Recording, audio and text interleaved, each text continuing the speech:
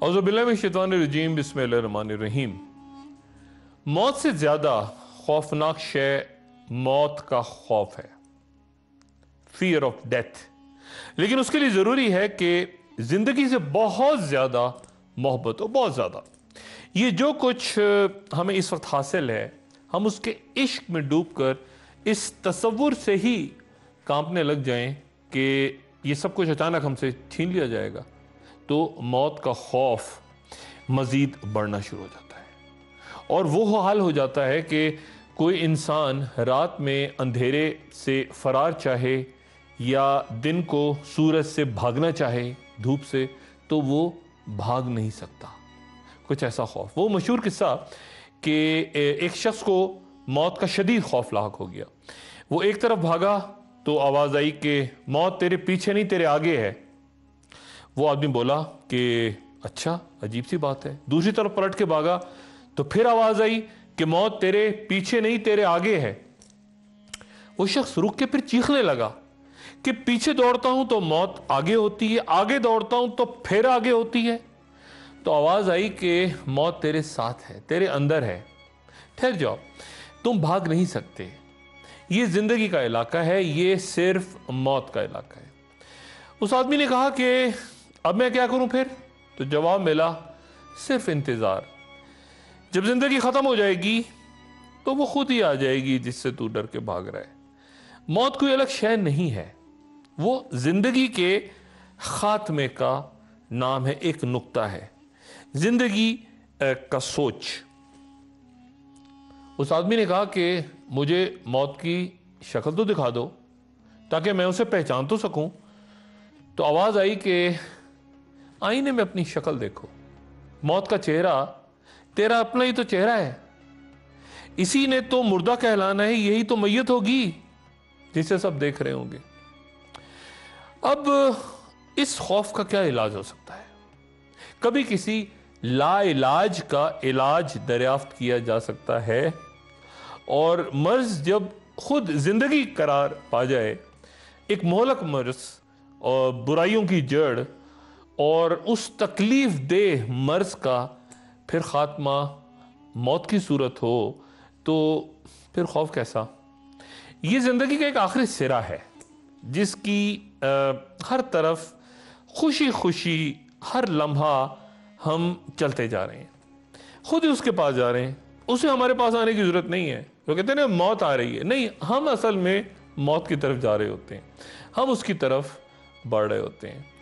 ذرا اس طرح بھی تو سوچئے کہ اگر موت نہ ہو تو زندگی ایک بہت طویل دورانیے کا ایک بے ربط، ایک ڈرامہ، ایک اکتا دینے والی کہانی، ایک بیزار کر دینے والا کھیل، ایک المیہ بن جائے اگر بہت زیادہ طویل ہو جائے زندگی۔ تو ایک لافانی خوبصورت دیوی کو ایک خوبصورت فانی انسان سے عشق ہو گیا۔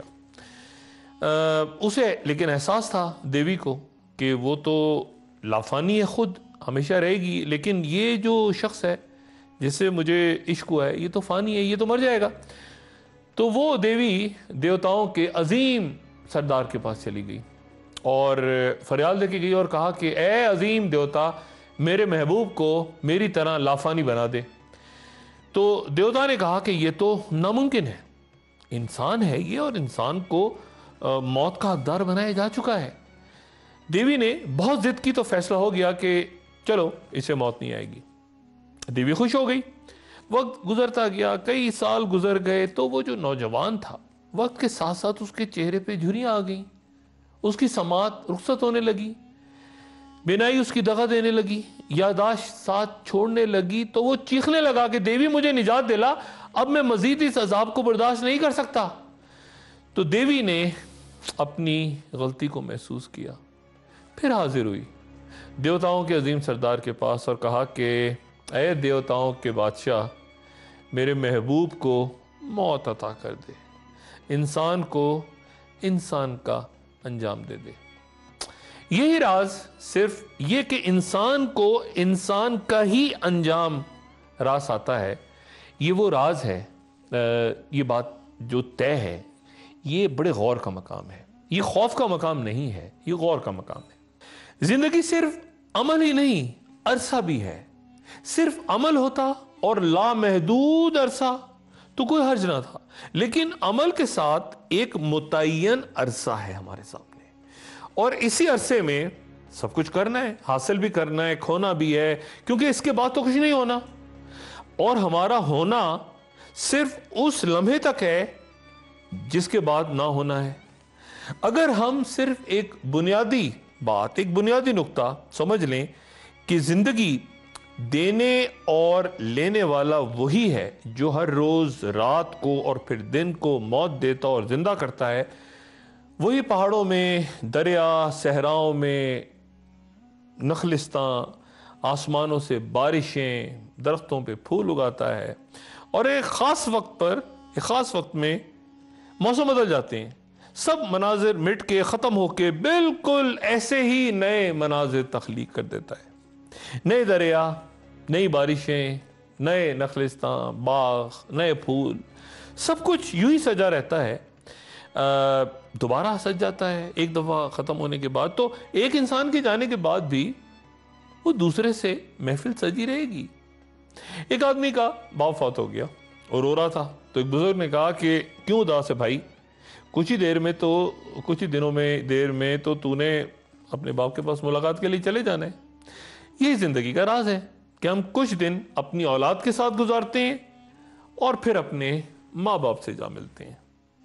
उन लोगों पे ख़ास रहमत होती है जो सिर्फ जिंदा नहीं होते बल्कि एहसास रखते हैं कि अगर ज़िंदगी को बेमकसद एक मादी शय की तरह छोड़ दिया जाए तो उसका एहसास फिर सिर्फ मौत की सूरत ही होता है। कि क्या मतलब, मौत ही फिर एहसास दिलाती है ज़िंदगी का। ज़िंदगी में खुद एहसास नहीं होता, मौत आती है तो एहसास होता है कि क्या कीमती शय थी जिसकी हमने कदर ही नहीं की। जैसे कई दोस्तों का एहसास उनकी मौजूदगी में नहीं होता। कई रिश्तेदार जब चले जाते हैं तो हमें याद आते हैं, एहसास होता है कि किस कदर कीमती थे। ज़िंदगी को समझने के लिए भी लाजिम है कि हम आस पास घूमती फिरती मौत का फहम रखें। मौत कहीं आस पास ही घूम रही होती है, और ये भी जहन में रखें कि उससे अचानक जो मुलाकात होगी उससे जो पहले का वक्त है वही ज़िंदगी है। डरना या खौफ जो है वो इसका इलाज नहीं, सिर्फ आगाही, सिर्फ समझ होना हमें ज़रूरी है।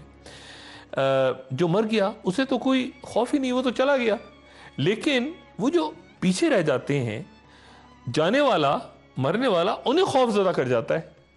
कब्र से तो कोई नहीं कहता कि मेरा दम घुट रहा है, लेकिन जो पीछे जिंदा है वो सोच सोच के डर रहा होता है कि ओह, वो कब्र में उसके साथ क्या हो रहा होगा। अब खौफ जिंदा इंसानों में होता है, और ऐसे लोगों से बचना चाहिए जो सिर्फ खुद को हमेशा यहां बैठे रहता देखते हैं और तसव्वुर करते हैं कि वो देखो, वो बेचारा तो मर गया। ये किस कदर अजीब जुमला है। गोया हमने कभी बेचारा नहीं होना, बेचारा उसी ने होना है जो मर गया। इंसान को जिंदगी किसी मुनासिब काम में मसरूफ रखनी चाहिए। आमतौर पे उन लोगों को रात को मुनासिब नींद नहीं आती जो दिन में काम नहीं करते, मेहनत नहीं करते। मजदूर किस्म के जो लोग होते हैं जो ज़िंदगी भर तमाम अपना दिन धूप में ईंट, गारे, पत्थर से खेलते हैं, कोई मेहनत मजदूरी कर, कोई भी काम कर रहे होते हैं, रात को उनको बड़ी अच्छी बाकायदा नींद आती है, भूख भी उन्हें खुद लगती है। बाकी लोगों में अक्सर आपको नींद और भूख दोनों के मसाइल मिलेंगे। ये जो मौत का एहसास है बहुत सौ को नहीं मिलता। जैसा कि मैंने पहले कहा कि ये एहसास एक नेमत है कि आदमी को एहसास हो, क्योंकि उस एहसास से फिर जिंदगी की कीमत का एहसास होता है। कई ख्वाहिशात अगर आप रखें, कई ख्वाहिशात रखते लोग होते हैं, इंसान समेट के रखता है, लेकिन अपनी तमन्नाओं को, अपनी ख्वाहिशात को, अपनी आरजुओं को कम कर लेना चाहिए।